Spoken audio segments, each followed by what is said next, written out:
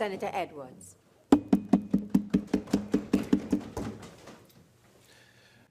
Now, Madam President, I thank you for the opportunity to contribute to this debate and act to amend the Bail Act. And I just want to start off by saying that while the bill is not about a number of things that would have been articulated by Senator Coppin, which he is right, it should be about some of the things that he mentioned.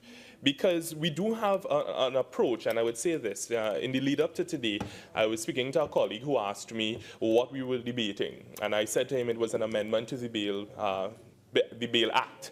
And his response to me was that in Trinidad and Tobago, we're always debating some amendment here, there, and where have you. And it is true, we have to update our laws as time goes by. But the fact is that we need to be able to treat with things in a holistic manner as far as is possible. Because we cannot be coming and making amendment upon amendment upon amendment and not getting it right. So therefore, I do wish that this bill would have been about a lot more than it currently is, to ensure that we get the system right. That is the only way that we can fix this judicial system. Because the fact is that while the Honorable Attorney General would usually say that we have pieces of legislation coming, as Senator Richards said, coming is not now. We need certain pieces of legislation and amendments taking place at the same time. Now, jumping straight into this debate, as has been ventilated time and time again, because I would not go into depth in terms of a lot of the things that would have been said. Now, cash bail paying, there should be an option for persons to rightfully be able to pay with a card, debit card, credit card, whatever the case is, especially in cases where it is below $10,000. I am not so moved by the whole discussion about persons walking with a paper bag of money and stuff, because I don't really see that taking place as being said in the manner of that taking place. But the reason why I would want to see persons being able to pay with a card or so on and so forth would be for the accountability and the transparency that may be involved in that process. Because the fact is that when someone comes with $10,000 or how much ever money, no one really does a check on where that person would have gotten that money from. Now, if someone had to put that money through a financial institution, then they would have had to explain their source of funds. And then you would have a certain level of accountability taking place where that person has to justify where this money is coming from. Because it may very well be a situation where the reason a person was arrested, they benefited from that whatever scenario, and that same money is what they're using to get bail. So we have to put systems in place to ensure, that that money that is being used as bail is accounted for. Because what we would have is just that continuation of a system in place that fuels and encourages corruption in this country. Now, Senator Crease stressed that plastic is here, and I want to stress that as well. Recently, Jamaica would have announced their whole decision to go the route of an e-government. Trinidad and Tobago, we are lagging behind. And we need to ensure, in the sense that everything that an individual, every service that the government offers, a person should be able to walk into an institution and pay with their card. I can assure members that going into the registrar's office, where you have to pay to register a business, for the longest while, there is a sign saying that the links machine is not working. And when we go into many other offices, government offices, we are not allowed to pay for certain services. We should be able to even do this online, as the case may be. But I digress. The fact is that we need to do better when it comes to how we handle money in this country. Persons should not have to be walking around with money when they don't need to. Now, when bail is forfeited, why do funds go into the consolidated fund? What I'm coming to realize more and more is that all the funds, all the taxes, everything just simply goes into the consolidated fund. Why can't some of that money that is being received on the judicial sector be used to improve the judicial sector? We have prisons being the way that they are. You can pass in front of any prison in the morning and see crowds of people standing there waiting to see their relatives, and they have no place to shelter. They have no place to be seated unless the gates are open and they are allowed in. So the facilities are horrible. We should be using some of that money to assist the judicial sector in moving forward. And then, and only then, we can really talk about separation of powers. Because as it stands, the judiciary is heavily dependent on central government to ensure that it can move forward and implement projects. It does not have the sole discretion to implement projects as it would like to. So I would really want to see funds, some cut of the funds or so, being put very specifically toward the improvement of the judicial sector, especially in cases where we're accepting it as someone's bail being forfeited. Now, the whole idea of recognition of professional bailers have been coming up throughout this entire debate.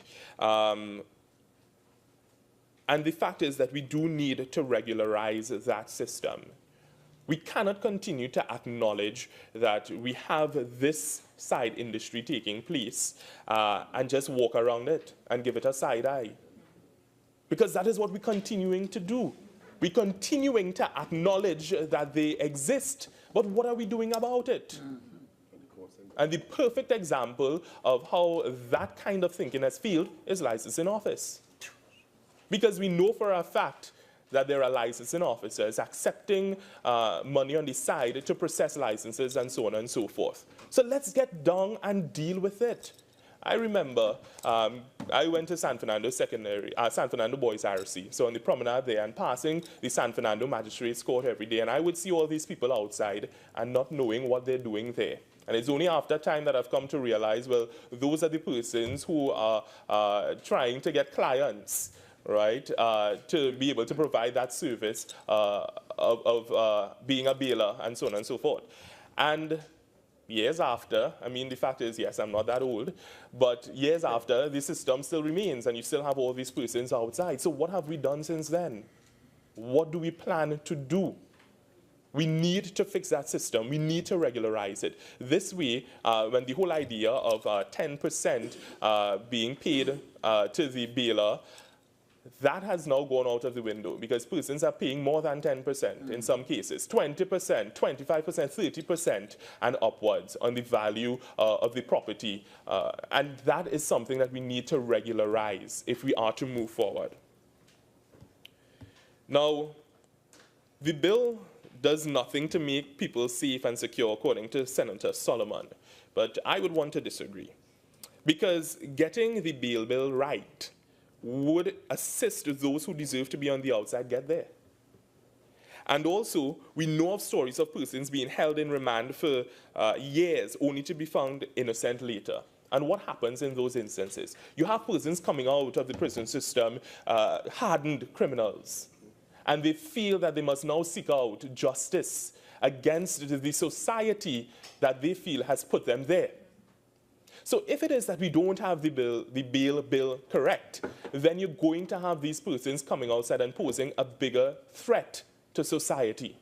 So I do see it as something necessary to correct, and we do have an opportunity to correct that here. And so I do think that it is worth our while in that sense. Now, the whole argument about it being right to allow persons to get out of the system or behind bars unjustly can also be used when we think about persons who are actual criminals and are being put back onto the streets. The fact is that you have many persons who, after they've gone through their trial, they are found guilty, and we come to the realization that, yes, you know what, this person deserved to be corrected or deserved to be penalized, as the case may be, for the wrong, even though I do firmly believe in restorative justice as opposed to retribution. But the fact is that we need to ensure that the system is efficient, because you cannot have persons up in the air about what their future is going to look like. We need to have a system that is responsive to the threats to our peace of mind, safety, security, and that of the victim and offender involved in this process. Because a person, and one of the things that bothers me is that these persons would be simply accessing their bail and then going out, coming back out into society. But what is put in place to really capture data on these individuals, or to really make an intervention where it's necessary? If a person is held on domestic violence charges, and they come, they get arrested, or what have you, they receive bail, and they're back out there, have we done anything to fix or prevent a situation like that from reoccurring? And the answer is no. We should be able to make an intervention there. So as opposed to a person simply accessing bail and then going out on the outside, let's put some more provisions in place where we can actually make an intervention and prevent the cycle of crime taking place in our society. Because we've seen time and time again where persons come out and there is a revenge attack. We see situations where domestic violence takes place and the husband or the wife, the accused returns to the household, and then you end up seeing the spouse of the accused murdered. We had a prime opportunity to fix that or prevent that from happening. And the same thing goes with persons on drug charges. Why don't we make an intervention at that point to ensure that they get the help that they need? As opposed to arresting them now for the possession of drugs, and then when they've accessed bail, they're back out there involved in the same thing that got them there in the first place. So what I'm saying is that we have an opportunity to make a proper intervention, and as it stands right now, it seems as though this is not being allowed through the whole idea, the whole concept of bail, which is to allow someone to be on the outside ahead of their matter actually being started. Now, also, I don't fully agree with the whole idea of bail being pegged on simply income. Many other factors should be taken into consideration, and some of them could be a person's educational background, thereby lending to their ability to... Senator Edwards, the matter before us, the bill that we're dealing with, is dealing with one aspect of bail, which is talking about the issue with cash, checks, that sort of thing. It's not about everything about bail. And what you're doing in your presentation is you're talking about everything about bail. You're giving a treatise on bail, but you need to limit it to the matter before us, the bill before us, okay? Thank you, Madam President, and I'll be so guided.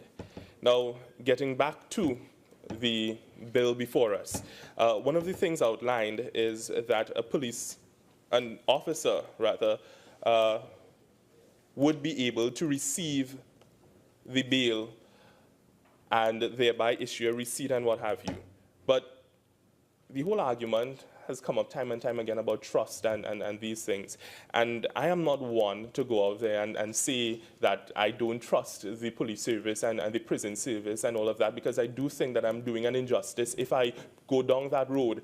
An injustice to all the hardworking police officers and prison officers who live right and who do things by the book. So I will not put that entire sector into disrepute whatsoever. What I would say, though, that therein lies an opportunity through this clause that a whole other industry, an underground industry, can be started. Because persons can now solicit funds from those who come forth to pay bail, asking for something on the side and asking them to come forth with something extra to ensure that everything is processed. And the fact is that there are many persons in this country who do not know their right. they do not know their rights, so they will go into a situation thinking, well, you know what, this is probably something that I have to do. And then you have someone else telling another individual, well, if you go and pass a piece of this or whatever the case is, you will get through. So how then do we prevent those things from taking place? I'm not saying that it is not a provision that we should not have, but at the same time, what measures are we putting in place to ensure that instances of wrongdoing and corruption do not take place moving forward? And one of the other things is that the whole idea of persons not being able to properly fund or come up with the money for their bail and what have you, and this being pegged on their circumstance, I do think that those individuals, a lot of the times, are what we perceive as being the small fish, and they actually have supporters in the background, the big fish, who will fund them to come out, whatever the case may be.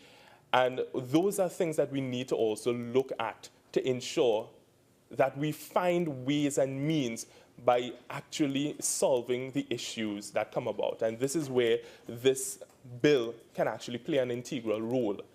Going back to that whole idea of source of funds and so on, I do think that we can make a proper intervention. So, in a nutshell, I'm actually happy to see that we're making amendments to this bill. However, we need to do better. And we need to stop coming with small changes and look toward bigger changes that would have a greater impact. Because the fact is, there are so many other things that need to be fixed. And there are so many persons right now who are in our prisons, who are in remand, who are there for years and what have you. And they simply cannot come out because they cannot access bail through the right means. And we do not want a society that encourages, and especially because of a laissez-faire approach, that encourages persons to seek out loopholes and other means to access bail in this country. So I welcome changes, but we need to do better. And we need to look at the bigger picture as we move forward in addressing the issues that impact on our judicial sector. And with those few words, I thank you.